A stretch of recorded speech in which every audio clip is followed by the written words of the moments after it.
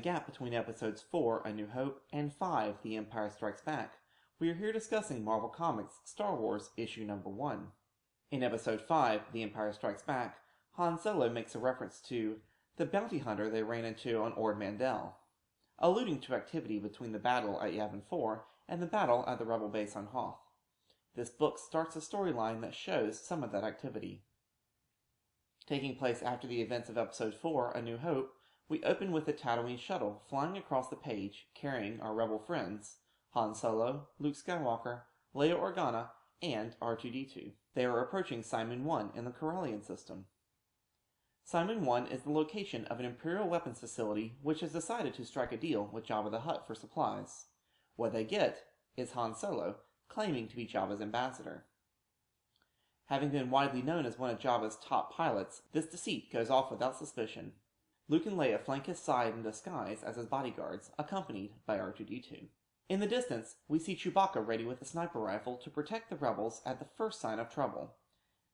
C-3PO is rattling off about nothing important as usual from the cockpit of the Millennium Falcon, which is hidden in a nearby junk heap. Their Imperial officer escort mentions that the Emperor's negotiator is on the way, and that he would force Han to accept the Empire's terms. At this point, the rebels make their move, incapacitating the guards and knocking out the officer. The four make their way to the central power station to blow it up. While Han and Leia rig the central power station to blow, Luke is put on guard duty.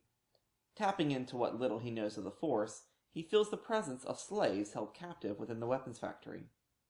Upon making his way down to the holding area, he is discovered by a nearby guard. In an attempt to use a Jedi mind trick, Luke tries what Obi-Wan did back on Tatooine, saying, "These aren't the slaves you're looking for." It failed, so he grabs his lightsaber and, in a flash, incapacitates the guards and releases the captives. We can see a bit of growth from the "I'm Luke Skywalker and I'm here to rescue you," but not much. At this point, as far as we know, Luke has received no further training in the Force, yet, between A New Hope and The Empire Strikes Back, he goes from just trusting his feelings on the Death Star run to being able to use the Force to grab his lightsaber to escape the Wampa on Hoth. Since it was not until Episode 5 when Obi-Wan sent Luke to Yoda, we can see that Luke here is starting to attempt to understand the Force on his own and how it works. He believes that the Force exists, he just doesn't know how to use it. Meanwhile, in the central power chamber, Han and Leia finish setting the explosives.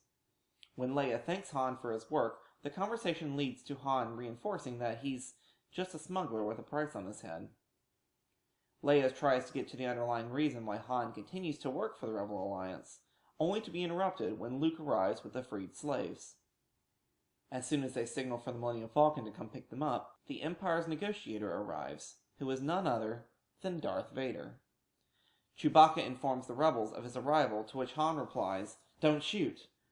But Leia, still upset over Darth Vader's actions on the Death Star, overrules him.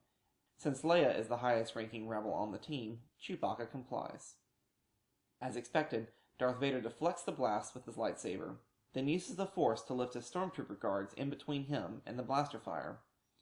This shows us truly how far Anakin Skywalker has fallen, to throw away the lives of a stormtrooper as human shields. We knew Darth Vader had a temper in A New Hope, but at no point did we see him actually take innocent Imperial lives. After sending his remaining troopers to look for the Wookiee, Darth Vader realizes he's here, the rebel pilot who destroyed the Death Star. I can feel his presence. He will not escape me again. The whole factory is now alerted to the rebel team's presence, and the Falcon, with C-3PO at the helm, is unable to lift off because it is being dismantled by scavengers. The rebels find themselves in a firefight cornered in a section of the factory, when Han spots their way out, a fleet of Imperial walkers stationed nearby. As the book ends, Luke drifts away from the rest of the group with the intent to face Vader. This means that the fight on Cloud City in The Empire Strikes Back was not their first face-to-face encounter. On the last pages, as Luke approaches him, he hears Obi-Wan's voice. "Luke, listen to me carefully. Run."